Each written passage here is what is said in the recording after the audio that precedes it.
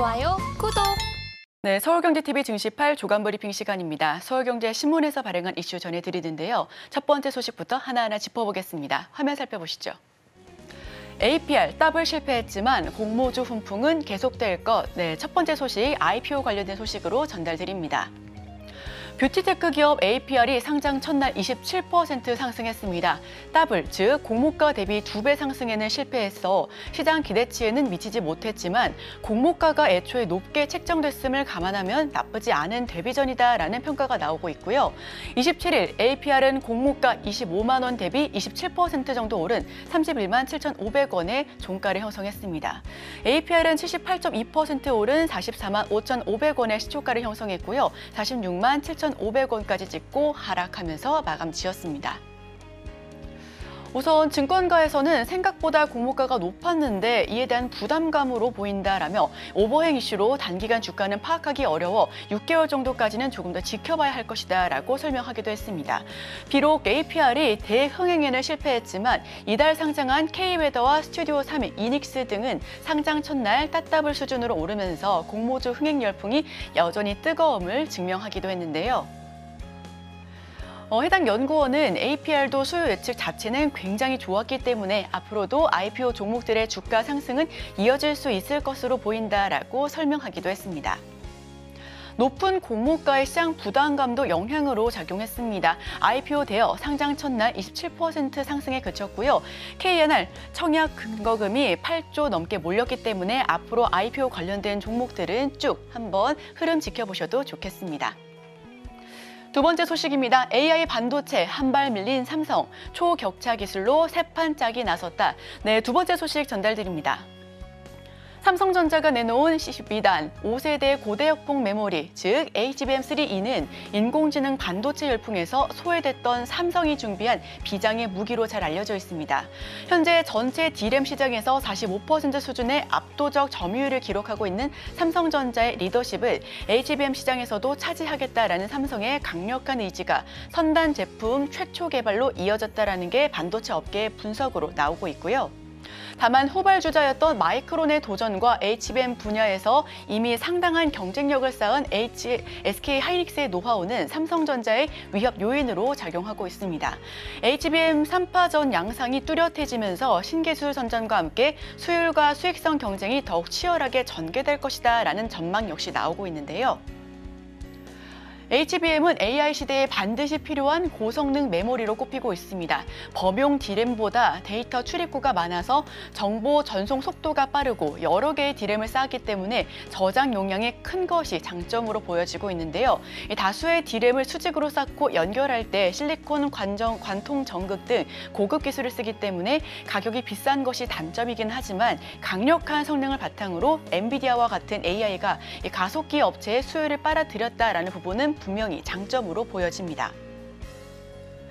분기별 세계 D램 시장 점유율 추이입니다. 우선 2023년 1분기부터 삼성전자는 지속적으로 추격을 하고 있고요. SK하이닉스와 마이크론 역시 그 뒤를 잇고 있습니다. 세계 HBM 출하량 전망치를 살펴보시면 우선 2026년부터 2027년까지 삼성전자가 맹추격을 통해서 껑충 뛰어오를 것으로 보여지는데요. 업계에서는 결국 HBM 3파전에서 수율과 수익성을 잡는 회사가 리더십을 질 수 있을 것으로 판단하고 있습니다. 시장 조사 업체에 따르면 업체 간 경쟁과 함께 기술 성숙도가 올라가면서 HBM 용량당 가격이 점차 감소할 것으로 내다보고 있는데요.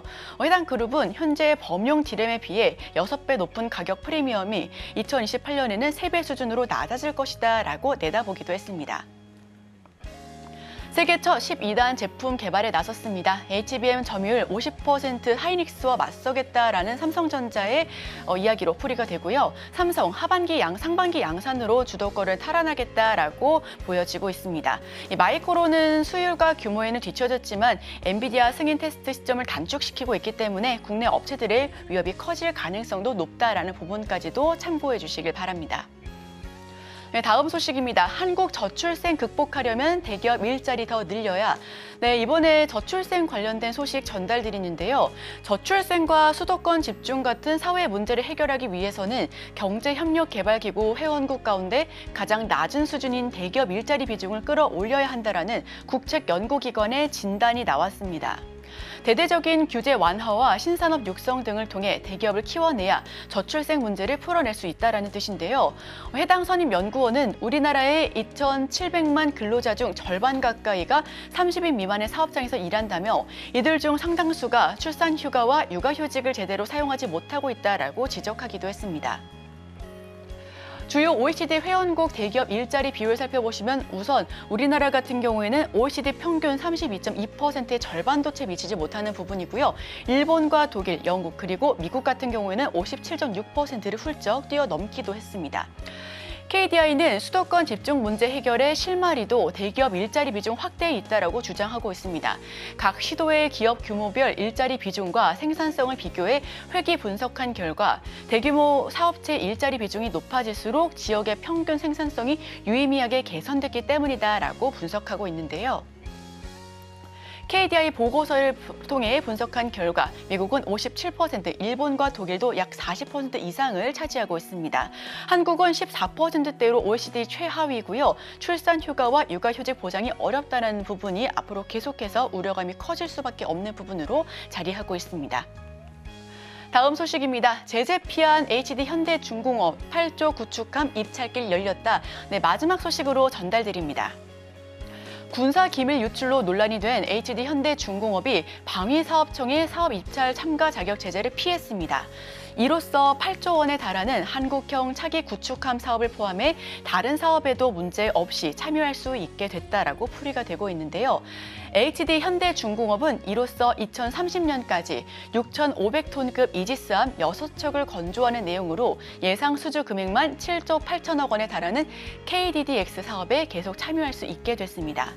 HD 현대중공업은 이미 군사기밀 유출 사고로 방사청 입찰 때 보안 감점을 받고 있는데 입찰 참가 제한 제재를 받으면 일정 기간 해군 함정 사업에 참여할 수 없기 때문에 방사청이 어떤 결정을 할지 두고 업계의 관심이 굉장히 큰 부분이었었는데요. 이번 결정으로 특수선 사업을 확장하려는 HD 현대중공업의 계획에 청신호가 커졌습니다. 우선 HD 현대중공업은 앞서 올해 특수선 사업부 수주 목표를 9억 8,800만 달러로 지난해 수주 실적 대비 약 7배가량 올려잡았고요. 공격적인 확장 의지를 나타내기도 했습니다. 여기서 HD 현대중공업은 방사청 결정에 대해 국내 함정 산업의 발전과 해외 수출에 기여하겠다라는 입장을 내놓기도 했습니다. 반면 한화오션은 방사청 결정에 대해 HD 현대중공업의 기밀 탈취는 방산 근간을 흔드는 중대 과실로 간주한다며 이에 따라 재심의와 감사 및 경찰의 엄중한 수사를 다시 한번 촉구한다라며 강하게 반발하기도 했습니다. 네, 최근 조선주가 다시 한번 훈풍을 보여주면서 상승 랠리를 이을 수 있을지에 대해서 많은 분들의 관심이 커져가는데요. 이와 관련해서 관련주 옥석 가리기도 반드시 필요한 시점으로 판단되고 있습니다. 네, 한국형 구축함 사업 개요를 하나하나 살펴보겠습니다. 우선 사업 기간은 2030년도까지고요. 총 사업비는 7조 8천억 원에 육박합니다. 우선 여기서 구체적으로 설계비가 1조 8천억 원, 건조비는 6억 원으로 집계가 되고 있고요. 선체와 레이더 등 각종 무장 국산화를 이루고자 이 세계 시장 진출 시 레퍼런스 할 수 있는 함선으로 만들어 나가겠다라는 부분이었습니다. HD 현대중공업의 특수선 수주 현황 살펴보시면 2023년 1억 3,800만 달러에서 2024년 목표치는 9억 8,800만 달러로 껑충 뛸 것으로 보여지고 있는데요. 방사청은 군사 기밀 유출에 행정 지도를 했습니다. 특수선 수주 확장 등도 청신호가 켜질 것으로 보여지는데요. 한화오션은 다만 재심의에 대해서 강하게 반발하면서 이와 관련해 관련주 흐름과 이에 대한 또 옥석 가리기가 반드시 필요한 시점으로 관련주 주가 역시 흐름을 다시 한번 지켜보셔야 될 것 같습니다. 네, 제가 준비한 소식은 여기까지입니다. 계속해서 오늘의 일면을 통해 전문가와 수혜주까지 찾아보도록 하겠습니다. 저희와 끝까지 함께 하시죠. 좋아요, 구독!